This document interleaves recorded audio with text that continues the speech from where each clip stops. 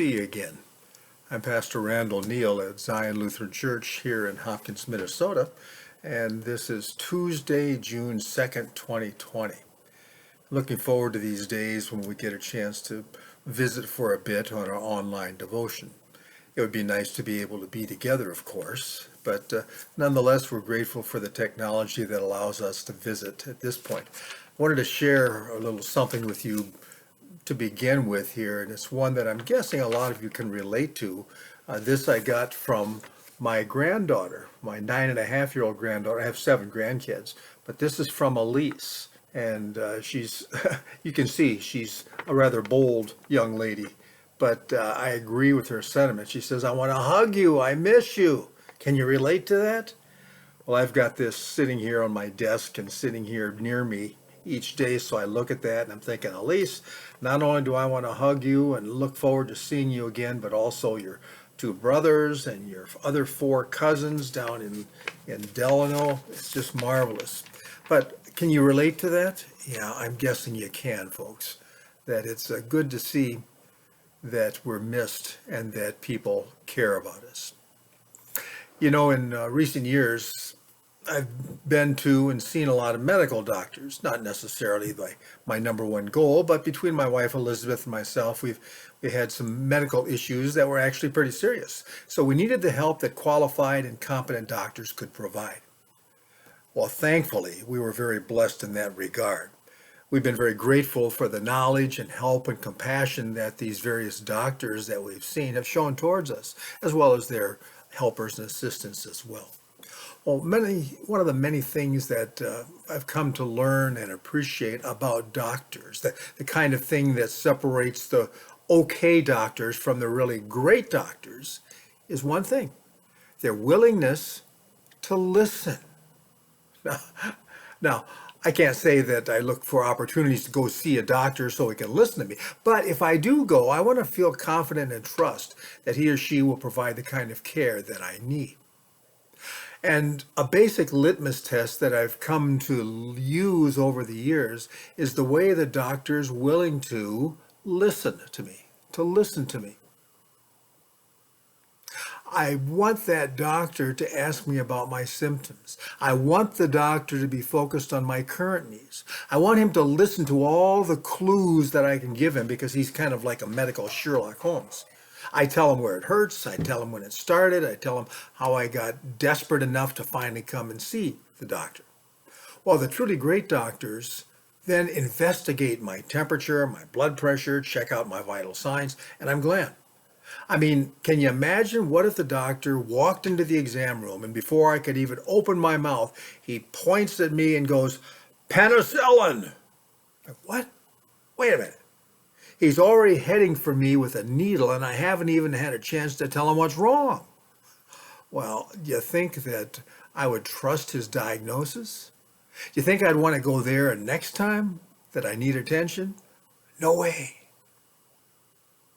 Proverbs 18, verse 13 in the Bible gives us some great advice, not simply about picking a doctor, because that's not its primary focus, but rather advice about all of us getting along with people.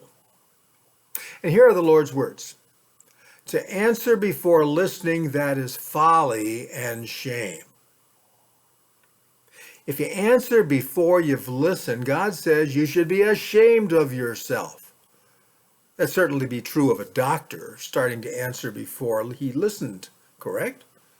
Well, it's just as true, say, of parents who may be the number one disobeyers of this verse. Before we've even heard out our son or daughter, we've already taken the penicillin to them. We haven't even heard what they're feeling. We haven't heard where they're hurting, but by golly, have we got the answer for them. Is it any wonder that those kids may not accept our diagnosis? How about husbands and wives, or wives with husbands? Friends, do you thoroughly listen before you start speaking, or do you jump in? You're sure that you know what the rest that they're going to say is all about. Sure, you know the answer. This answer before listening, it breaks down and cripples so many relationships. A child who doesn't let mom or dad finish, employers and employees, friends, people who work with you, or people that you serve with the Lord. There's another section from James chapter 1, verse 19, one that I've used many times. I'm guessing I know you're aware of it, but whether you've used it, it also is good advice. God gives us his instructions for how our communication is supposed to be. Measure this by what you do. And listen for three things. First, it says, be quick to listen. Notice that comes first. Then it says, slow to speak.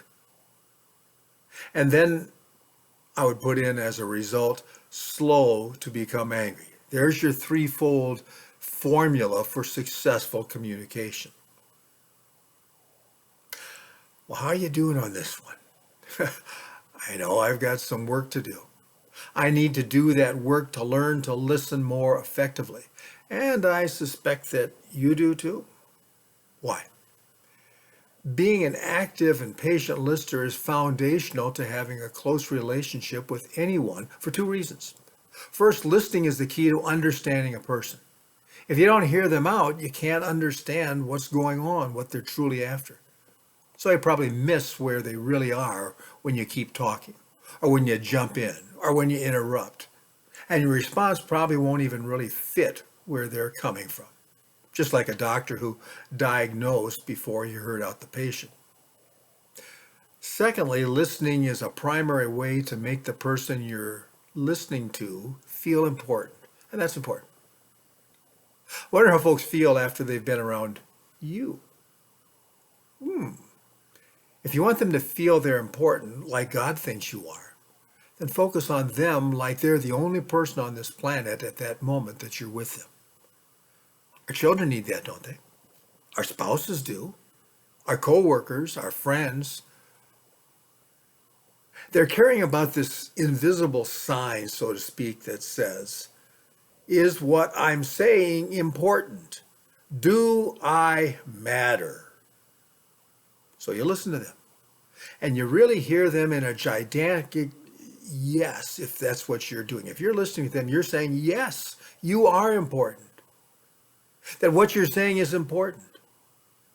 My doctor listens before he starts answering me, and I'm glad he does. I can trust what he says. I'm just wondering if the people in your world can say the same about you.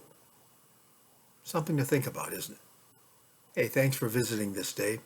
Looking forward to our next time.